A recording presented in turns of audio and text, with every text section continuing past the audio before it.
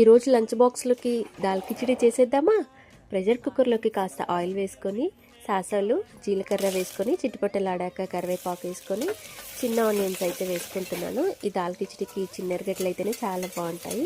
చిన్నగా కట్ చేసి పెట్టుకున్న టొమాటో కూడా వేసుకొని ఫ్రై చేసుకొని టమాటో మెత్తపట్టాక 2 వెల్లుల్లి రెబ్బలు కూడా కచ్చా పచ్చగా దంచి వేసుకొని అది కూడా ఫ్రై చేసుకున్నాక ఉప్పు కారం పసుపు ధనియా పొడి కాస్త ఇంగువ కూడా వేసుకొని ఫ్రై చేసేసుకొని ఇక్కడ నేను 2 కప్స్ రైస్ తీసుకున్నాను. 1/2 cup moong dal 1/2 cup red dal అయితే తీసుకున్నాను. 2 కప్స్కి 1 కప్పు దాల్ అనమాట. మీ రైస్కి సరిపడా వాటర్ వేసేసుకొని కొద్దిగా రాళ్ళుప్పు కూడా వేసుకొని కొత్తిమీర వేసుకొని మూత పెట్టేసి 3 విజిల్లు పెట్టుకుందాం.